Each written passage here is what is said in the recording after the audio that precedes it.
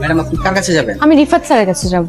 Madam তার permission ছাড়া তো আমি আপনাকে যেতে দিতে পারি না। আমি বেশি সময় নিব না। কি হয়েছে এখানে? রিফাত কি হয় আপনার?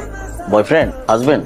জি জি হাজবেন্ড। তো আপনি রিফাতের ওয়াইফ, আপনি নিচে দাঁড়িয়ে আছেন কেন? আপনি উপরে যাবেন, আসেন। না না আজকে না হয় না, আজ আপনি যদি ওকে একটু কষ্ট করে নিচে পাঠাতেন আমার জন্য খুবই ভালো হতো।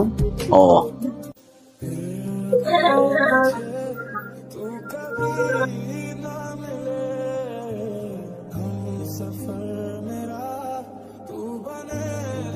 কি সমস্যা আপনার? সমস্যা কি আপনার? আমাকে ফলো করতে করতে আমার অফিস পর্যন্ত চলে আসছেন, এখানে এসে সিন ক্রিয়েট করছেন কেন? প্রবলেম কি আপনার? I remember everything. এটা আমার কাজের জায়গা। এখানে এসে আপনি মিথ্যা কথা বলছেন, you are my wife, you are not my wife. আপনার সাথে আমার কোনো ধরনের সম্পর্ক নেই। আপনি আমার স্টুডেন্ট ছিলেন, দ্যাটস ইট।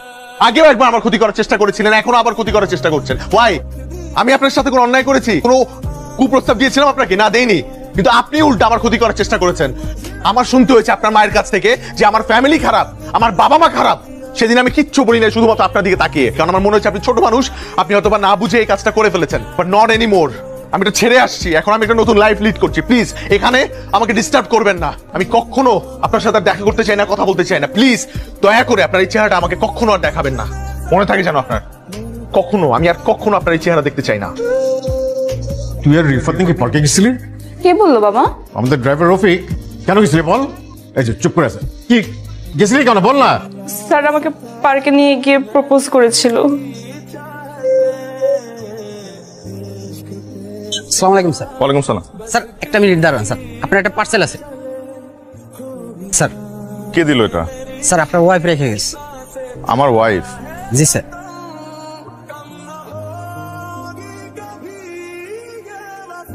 আপনি 6 মিনিট 37 সেকেন্ডস লেট। 6 মিনিট কত সেকেন্ড? 6 minute 37 seconds. আপনার তো 5টা আসার কথা। ঘড়িটার ব্যাটারি নষ্ট হয়ে গেছে তো তাই। স্যার, নিজের স্বার্থে আপনাকে মিথ্যা অপবাদ দেওয়ার জন্য আমি ভীষণভাবে অনুতপ্ত। বিশ্বাস করেন এই প্ল্যানটা আমার না, পুরো প্ল্যানটা ছিল আমার বয়ফ্রেন্ডের। আরে কংগ্রাচুলেশনস, তুমি আঙ্কেলের সাথে কথা বলো, আমার মনে হয় সে রাজি হবে। বাবা এক কথার মানুষ, আমার তো ভয় করছে, দেখি কি হয়। আর শুনো, তোমার জন্মদিনের প্ল্যান কি? তুমি নাই কি আর প্ল্যান হবে? তুমি থাকলে হয়তো কোনো একটা বার্থডে প্ল্যান করতাম। আচ্ছা ঠিক আছে। তারপর আমার বয়ফ্রেন্ডকে ওর বার্থডেতে সারপ্রাইজ দিতে আমি নিজে চট্টগ্রাম রওনা দিই। সেখানে গিয়ে আমি দেখতে পাই নিয়েন জাবেদের বাসা। আইতালে আইর। Happy birthday. থ্যাংক ইউ, কিন্তু তুমি এখানে? তোর বার্থডে সারপ্রাইজ দিতে আসছি। না না, সেটা ঠিক আছে, কিন্তু নিচে একটা কফি শপ আছে, খুব ভালো। তুমি এখানে 10 মিনিট বসে, আমার একটা ফ্রেন্ড আসছে, তোদের জাস্ট বিদায় দিয়ে আমি চলে আসতেছি। নিচে কি আসছে? আমি ইরা। আর তুমি? আমি শান্ত। তোমার এক্স? কে এক্স? আমি তোর প্রেজেন্ট গার্লফ্রেন্ড। তুমি প্রেজেন্ট গার্লফ্রেন্ড হলে আমি কি? প্লিজ 10 মিনিট নিচে ওয়েট করো, আমি পৌঁছি। তুমি কি বুঝাবা? ইরা তুমি বুঝাচ্ছো? সেখান থেকে মন খারাপ করে যখন ঢাকার উদ্দেশ্যে ব্যাক করি, তারপর বাসা আসার পর অনেক দিন আমার মন খারাপ থাকে। কি রে, দুদিন ধরে দেখছি এরকম একলা একলা বসে থাকিস কেন সারাক্ষণ? নে খাবার নিয়ে আসছি, খা। না খাবো। কি হলো তোর? কেন খাবি না? আরে খা, খেয়ে নে, খেয়ে নে। খাবো না, যাও না। আশ্চর্য। মন খারাপের মাঝে একদিন ফেসবুক স্ক্রল করতে গিয়ে দেখতে পাই আপনাকে টিউশন মিডিয়া থেকে ব্যান করা হয়েছে। সেটি দেখার পর নিজেকে আরো বড় অপরাধী মনে হতে থাকে। তারপর টিউশন মিডিয়াতে যাই, গিয়ে ওদেরকে সত্যটা বলি। বিশ্বাস করেন এখানে রিফাত স্যারের কোনো দোষ নেই, সব দোষ আমার। I am very sorry about everything. শিক্ষকতা একটি মহান পেশা। আপনাদের মতো কিছু মানুষের ভুলের কারণে আজ মেধাবী শিক্ষার্থীরা এই পেশা থেকে দূরে সরে যাচ্ছে। চিরং ইউনিভার্সিটিতে ভর্তি হতে চেয়েছিলে কেন? আমার অনেক ইচ্ছা ছিল চিটাগং ইউনিভার্সিটিতে পড়ার। তো আমাদের বলিস না কেন? আমি অনেকবার ট্রাই করেছি বলার, কিন্তু তোমরা তো কখনো বুঝোনি। তাই বলে রিফাতের নামে একটা মিথ্যা অপবাদ দিয়ে ওকে ছোট করবা? তুমি জানো রিফাতকে যে এজেন্সি থেকে আমরা হায়ার করছিলাম তারা ফোন করে আমাকে অপমান করছে, বারবার জানতে যাচ্ছে রিজনটা।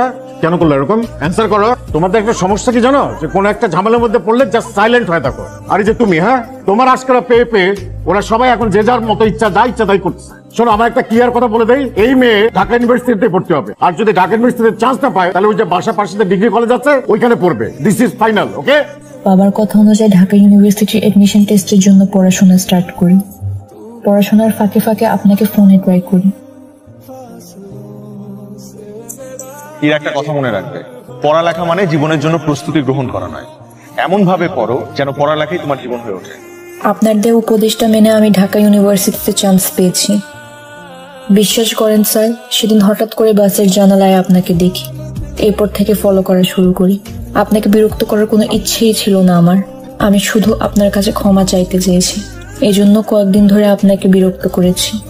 আমি কথা দিচ্ছি স্যার, আপনি আমাকে ক্ষমা করে দিলে আমি আর কোনোদিন আপনার সামনে আসবো না বা বিরক্ত করব না।